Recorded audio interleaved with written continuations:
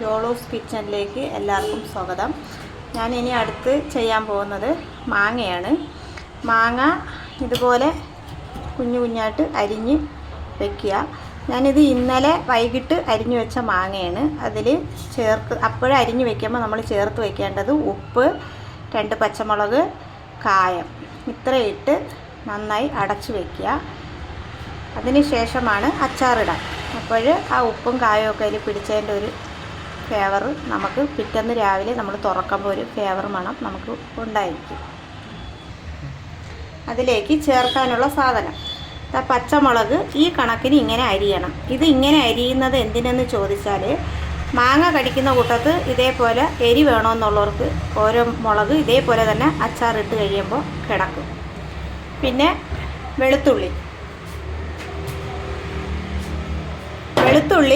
അരിഞ്ഞ് ചേർക്കുന്നവരുണ്ട്. ഞാനിങ്ങനെ മിക്സിയിൽ ഒരൊറ്റ അടി ഇതുപോലെ അടിക്കും. ഇങ്ങനെ ഇടുന്ന മാങ്ങ അച്ചാറിനൊരു നല്ല ടേസ്റ്റാണ്. ഇതൊന്ന് എല്ലാവരും ഒന്ന് ട്രൈ ചെയ്ത് നോക്കുക. എല്ലാവരും മാങ്ങയ്ക്ക് വെളുത്തുള്ളി നീളത്തിന് അരിയാണ് ചെയ്യൽ. ഞാനിങ്ങനെയാണ് ചെയ്യുന്നത്. അടുപ്പിൽ ചട്ടി വെച്ചു, തീ കത്തിച്ചു. ഇനി നല്ലെണ്ണയാണ് ഞാൻ ഒഴിക്കുന്നത്. നല്ലെണ്ണയാണ് നല്ലത് അച്ചാറിന്.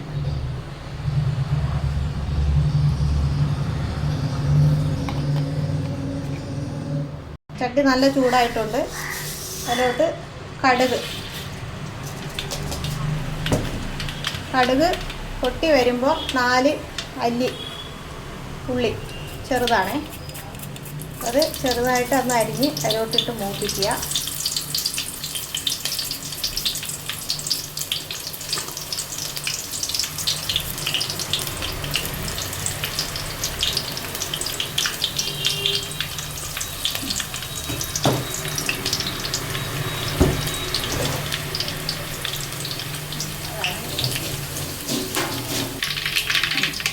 ഈ കളറാകുമ്പോൾ നമ്മൾ ഈ അരിച്ച് വെച്ച വെളുത്തുള്ളി ഇതേമാതിരി ഇതിലോട്ട് അങ്ങോട്ടിട്ട് മൂപ്പിക്കുക.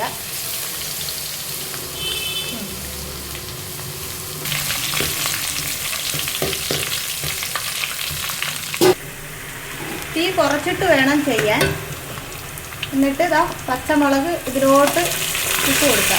അപ്പോൾ വെള്ളത്തിൻ്റെ അംശം ഉണ്ടെങ്കിൽ വെള്ളം പൊട്ടിത്തെറിച്ച് കഴിയുമ്പോൾ നേരത്തെ പച്ചമുളക് നല്ല വെള്ളമൊക്കെ തോർത്തി വെച്ചാൽ പൊട്ടിത്തെറിക്കാതിരിക്കും. വലുതായിട്ടിട്ട് വഴറ്റില്ല. പച്ചമുളക് അങ്ങനെ തന്നെ കിടക്കും. ഇതിലേക്ക് മഞ്ഞൾപ്പൊടി, 2 കിലോ മാങ്ങയാണ് ഞാൻ എടുത്തിരിക്കുന്നത്. മുളക് എരിവ് അനുസരിച്ച് ഇട്ട് കൊടുക്കാം. കായം ഞാൻ കായം മാങ്ങയിൽ ചേർത്തിട്ടുണ്ട്, അതുകൊണ്ട് ഇത് കുറച്ചാണ് ഇടുന്നത്.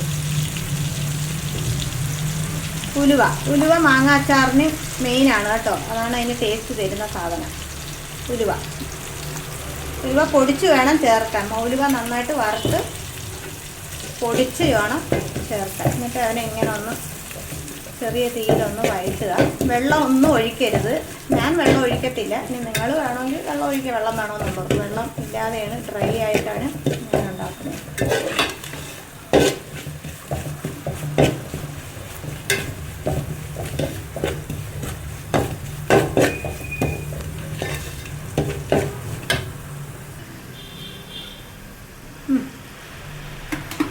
ഇതിലേക്ക് ഉപ്പ് ഞാൻ ഇന്നലെ ഇട്ടിട്ടുണ്ട്, എന്നാലും എൻ്റെ കണക്കാണ്.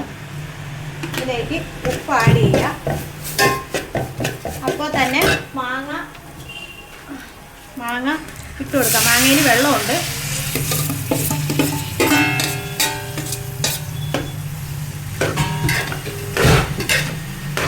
ഇളക്കി ഇതുപോലെ യോജിപ്പിച്ചെടുക്കാം. മാങ്ങയിൽ ഞാൻ ഒരു തുള്ളി വെള്ളം ഒഴിച്ചിട്ടില്ല.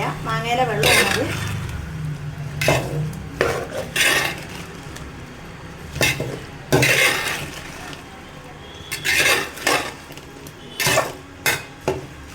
സ്റ്റൗ ഓഫ് ചെയ്യുക. നിങ്ങൾക്ക് വേണമെന്നുള്ളവർക്ക് സുർക്ക ഒഴിക്കാം. ഞാനിവിടെ സുർക്ക ഒഴിക്കാറില്ല.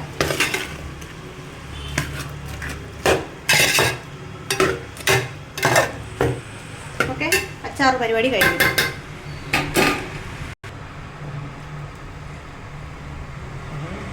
മാങ്ങാച്ചാർ നമുക്ക് എളുപ്പം ഉണ്ടാക്കാൻ പറ്റുന്ന ഒരു കാര്യമാണ്. കാരണം പെട്ടെന്നൊരു കഞ്ഞിക്കോ ഒരു മാങ്ങ കിട്ടിയാലും പെട്ടെന്ന് നമുക്ക് ഇതുപോലെ പെട്ടെന്ന് സെറ്റ് ചെയ്തെടുക്കാം. ഇപ്പോൾ ദുഃഖവെള്ളിയാഴ്ചയൊക്കെ അല്ലേ, പെട്ടെന്ന് സെറ്റ് ചെയ്യുന്നവർക്ക് തലേന്ന് ഇങ്ങനെ ഞാൻ പറഞ്ഞതുപോലെ ചെയ്ത് വയ്ക്കണമെന്നുമില്ല. പിറ്റേന്ന് തന്നെ അരിഞ്ഞ് സെറ്റ് ചെയ്യുന്നവർക്കും പെട്ടെന്ന് ചെയ്യാം. ഇതുപോലെ ചെയ്ത് കഴിഞ്ഞാൽ എളുപ്പം ചെയ്ത് തീർക്കാം.